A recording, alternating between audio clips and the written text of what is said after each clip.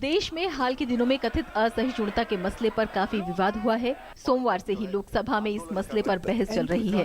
बहस के अंत में केंद्रीय गृह मंत्री राजनाथ सिंह ने जब चर्चा का जवाब दिया तो विपक्ष की ओर से लगाए गए हर आरोप पर पलटवार किया।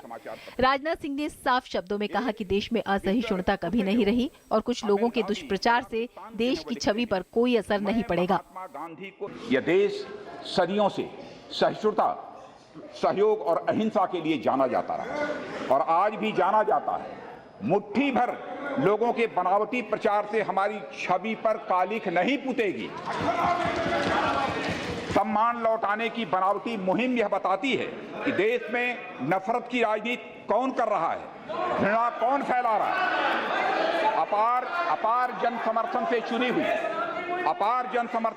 हुई सरकार के खिलाफ नफरत कौन लोग फैला रहे हैं। हमें पहले इस असहिष्णुता से मुक्ति पानी होगी। अध्यक्ष महोदय, राजनाथ सिंह ने दादरी की घटना और कलबुर्गी हत्याकांड का भी जिक्र किया और कहा कि ये सारे मसले राज्यों में हुए हैं और कानून व्यवस्था राज्य का मसला है।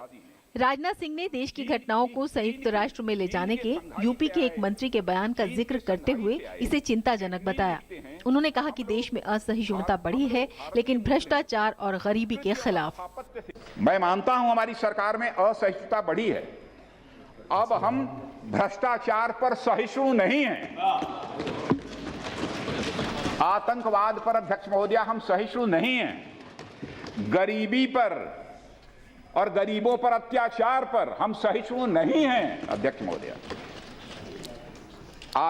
और हम अपनी गंदगी के लिए भी सहिष्णु नहीं हैं।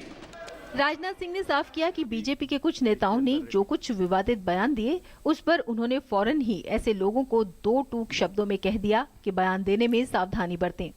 उन्होंने कहा कि बीजेपी और प्रधानमंत्री नरेंद्र मोदी असहिष्णुता के सबसे बड़े पीड़ित रहे हैं। राजनाथ सिंह ने भरोसा दिया कि उनकी सरकार देश में असहिष्णुता नहीं बढ़ने देगी और इसके लिए जो कुछ भी संभव होगा वो करेगी। हम अपनी सरकार की तरफ से मैं आश्वस्त करना चाहता हूं सभी राजनीतिक दलों को भी, सभी कलाकारों को भी, सभी बुद्धिजीवियों को भी कि हम किसी भी सूरत में यहाँ पर असहिष्णुता पैदा नहीं होने देंगे। उसे रोकने के लिए जो भी यत्न होगा हम यत्न करेंगे, लेकिन यह काम अकेले नहीं हो सकता है, सभी का सहयोग चाहिए। राजनाथ सिंह से पहले गृह राज्य मंत्री किरण रिजिजू ने भी बहस में हिस्सा लिया और सवाल किया कि असहिष्णुता की बात करने वाले बताएं कि पिछले 17 महीने में किसने घर छोड़ा। उन्होंने कहा कि सरकार ने किसी की अभिव्यक्ति की आजादी पर पाबंदी नहीं लगाई। इससे पहले दिन भर तमाम सांसदों ने कथित असहिष्णुता के मुद्दे पर अपनी बात रखी और तमाम दलों के बीच आरोप प्रत्यारोप हुए। The Constitution gives all Indians fundamental rights. I would like to mention the first and possibly the most important. It is the right to equality, which includes equality before law, prohibition of discrimination on grounds of religion, race, caste, gender or place of birth, and equality of opportunity in matters of employment, abolition of untouchability, and abolition of titles. Sir, why do we have to tolerate each other? Why can't we coexist together where we hear each other? Doesn't matter if you're right or wrong, whether we believe it or not. That just because you and me disagree, that doesn't mean you're an enemy and I have to tolerate you. देश के इतिहास का गौरवशाली इतिहास और हमारे देश के महापुरुषों की गौरवशाली विचारधारा, जिस विचारधारा की दम पर चाहे जो भी धर्म रहे हो देश के अंदर, सबके प्रति आपस में इतना प्रेम भाव, एक दूसरे के लिए स्थान, एक दूसरे के लिए सम्मान। बहस के दौरान कुछ लोगों की ओर से पुरस्कार वापसी का मसला भी उठा। राजनाथ सिंह ने कहा कि पुरस्कार वापस करने वालों में कुछ लोग ऐसे भी हैं जिन्होंने नरेंद्र मोदी के प्रधानमंत्री बनने का विरोध किया था।